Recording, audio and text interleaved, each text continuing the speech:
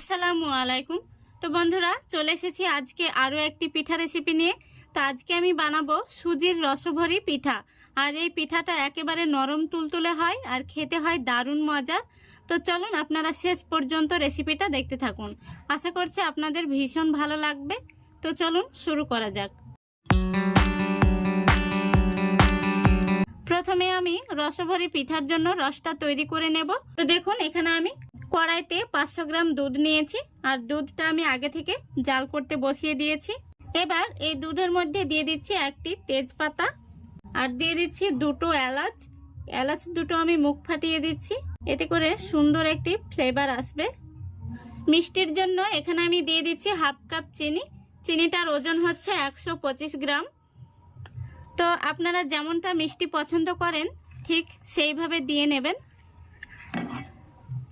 তো দুধটাকে আমি আরও কিছুক্ষণ জাল করে নেব, যেহেতু চিনি দেওয়ার পরে দুধটা আরও অনেকটাই পাতলা হয়ে যাবে।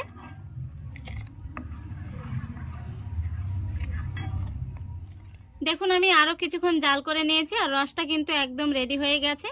তো রসটাকে খুব বেশি ঘন করা যাবে না, নইলে পিঠার মধ্যে ঢুকতে চাইবে না।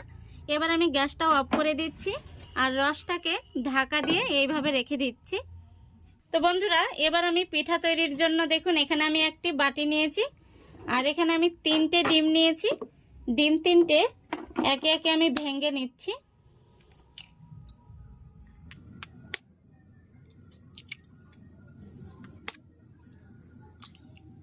দেখুন, ডিম 3টে আমি ভেঙে নিয়েছি। এর মধ্যে দিয়ে দিচ্ছি এলাচের গুঁড়ো আর ডিমের জন্য দিয়ে দিচ্ছি একেবারে সামান্য পরিমাণে লবণ। এবার ডিমটাকে আমি একটি হ্যান্ডউইচ দিয়ে খুব ভালো করে ফেটে নেব। ডিমটাকে যতটা ভালো করে ফেটাবেন পিঠাগুলো কিন্তু ততটাই ফুলকো হবে আর নরম তুলতুলে হবে। তো আমি খুব ভালো করে ডিমটাকে ফেটিয়ে নিচ্ছি। দেখুন, ডিমটাকে আমি খুব ভালো করে ফেটে নিয়েছি। এবার এখানে আমি নিয়েছি 1 কাপ সুজি। তো সুজিটা একবারে দেওয়া যাবে না, সুজিটা আমি অল্প অল্প করে এইভাবে দেব আর খুব ভালোভাবে আমি এইভাবে ফেটে নেব।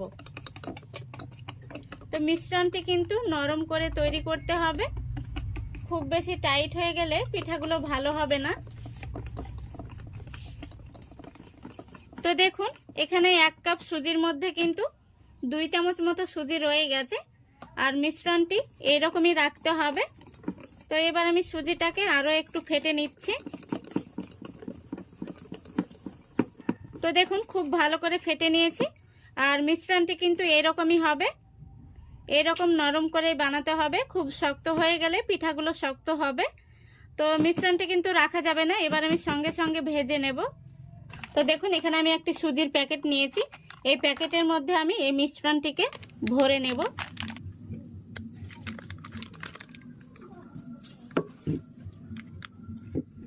দেখুন, সম্পূর্ণ মিশ্রণটি আমি এই সুজির প্যাকেটের মধ্যে ভরে নিয়েছি।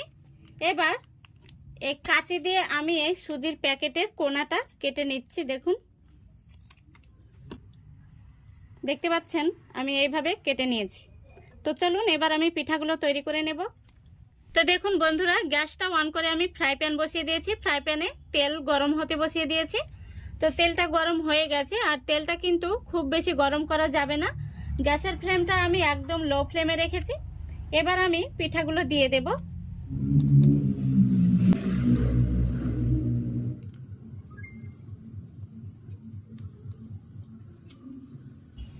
দেখুন পিঠাগুলো আমি কিভাবে দিয়ে নিচ্ছি।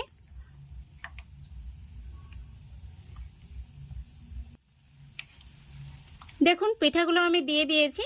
তো এবার একটি কাঁটা চামচ দিয়ে পিঠাগুলোকে আমি এইভাবে উল্টে দিচ্ছি।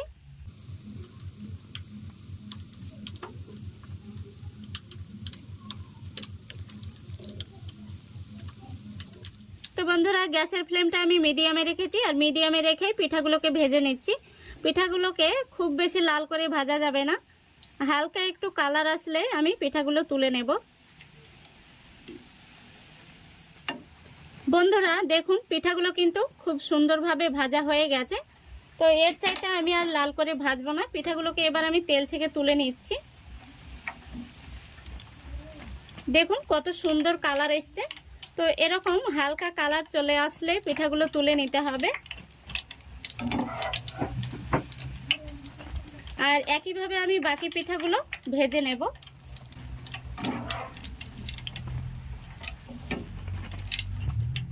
দেখুন পিঠাগুলো কত সুন্দর হয়েছে, দারুণ হয়েছে কিন্তু।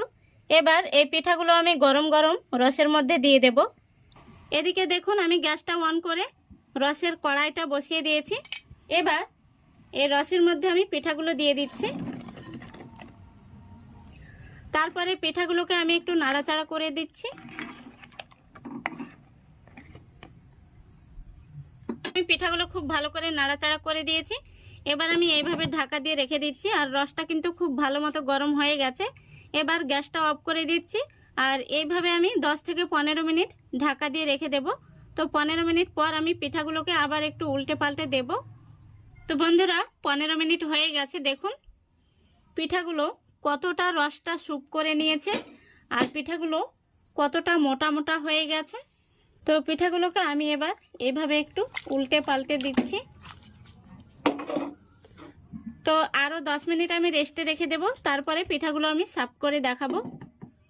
তো বন্ধুরা 10 মিনিট পর পিঠাগুলো আমি সার্ভ করে নিয়েছি। দেখুন কত সুন্দর হয়েছে, দারুণ মজার হয়েছে কিন্তু। আর পিঠাগুলো কতটা মোটা মোটা হয়ে গেছে, সম্পূর্ণ রসটা কিন্তু স্যুপ করে নিয়েছে। পিঠাগুলো আমি আপনাদের দেখিয়ে দিচ্ছি। এই দেখুন এইভাবে চাপ দিলে কিন্তু পিঠার ভেতর থেকে রসটা বেরিয়ে আসছে।